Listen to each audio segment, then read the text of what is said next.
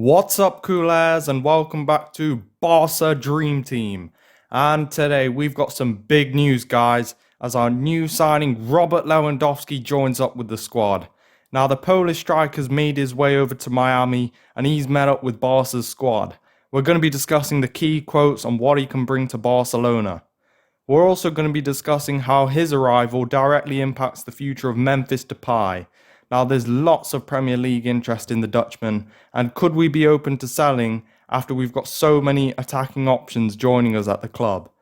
Finally, we'll be bringing you the latest developments as Barca are looking to acquire the services of Jules Kounde from Sevilla. We hope you'll subscribe and hit that notification bell. There's a lot to discuss in today's video, so let's get started. And this Sunday, we finally saw Robert Lewandowski in the Barcelona gear. He's joined the rest of the squad in Miami ahead of his presentation, which will now take place after the USA tour. And he was pictured actually hugging President Laporta, and you could really see the relief on his face after finally closing the deal. Next, he went on to meet his teammates at the hotel, and it was clear to see the warm welcome he received from the rest of the squad. And moving on to his first words, Lewandowski said, "Finally, I am here. I'm very happy to join Barcelona." And of course, guys, we know that he said right from the beginning that he only wanted to join Barca. He said the last few days were very long, but the deal is done. And he's clearly excited about a new chapter, a new challenge in his life. And his passion really came across when he said, "I'm the guy who wants to win all the time, not just the game, but also titles." It's a dream move for Lewandowski, and that's what we want to see. Players with the drive and ambition coming to us, because that is what they desire above all else. When speaking about the squad, Lever went on to say, "We have so many good players with good quality, and he's confident of getting us back to winning ways." Of course, there were a lot of reports that Xavi had personally met up with Lewandowski. And let's face it, guys, when a legendary player like Xavi wants you and his team, it would be impossible to say no. Lever confirmed that he had been speaking to Xavi from the beginning. He said, "It was easy for me to decide to come to Barcelona," and made his commitment to play for Xavi very clear. He said, "This team under Xavi has got an amazing future, and I want to be a part of it." Now, moving on to another attacker, and Barcelona have told Memphis that he should look for a new club after just one season in Catalonia. And with the renewal of Ousmane Dembele and the arrivals of Rafinha and of course Robert Lewandowski, Xavi seems to be securing his ideal front three.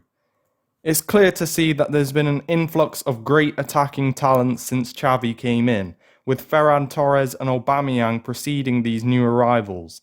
And of course, with reports suggesting that Ansu Fati is back to his 100%, Memphis looks to be slipping down that pecking order. And to be honest, Memphis Depay is too good a player to be a 7th choice forward option. So the possibility of Memphis being that sacrificial lamb isn't off the table. And we knew from the start that the deal to bring in Memphis on a free would give him an excellent sell-on value.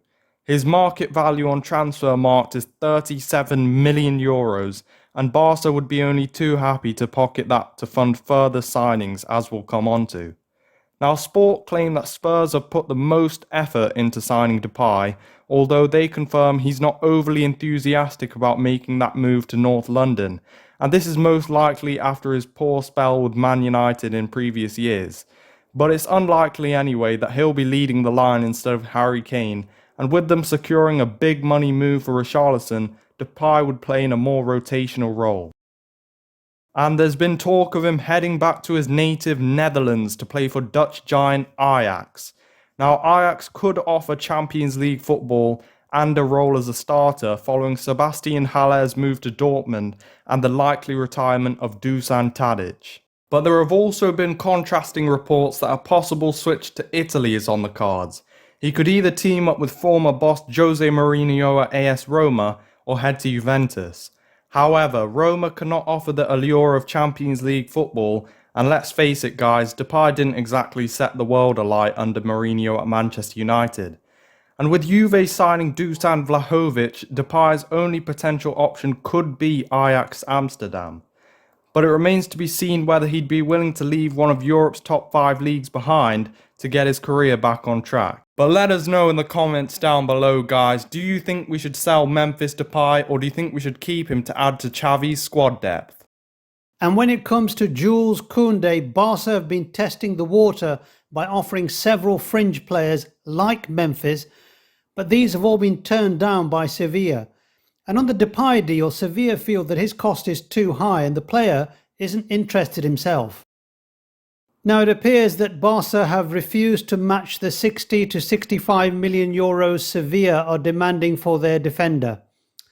And with the attacking signings we've already mentioned, the club were trying to offload Abde Ezzalzouli, and with Jorge Mendes mediating the deal, he could be included in the deal for Jules Kounde to bring down that price.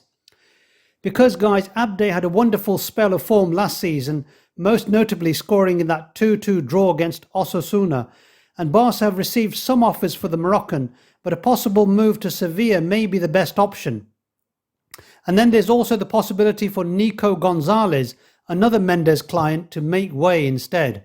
But with all this toing and froing, Chelsea have re-entered the race. As we've discussed, they've lost out on the signing of Matthijs de Ligt. Of course, they've just secured Kalidou Koulibaly and are looking to strengthen their backline after several key exits. However, Gerard Romero has reported that Kounde's already told Xavi that Barca is his priority. And speaking of priority, Chelsea have always been searching for an alternative, so it's understandable that Kounde might even be feeling hard done by. And there's even reports that they're potentially going to make a move for PSG's Presnel Kimpembe.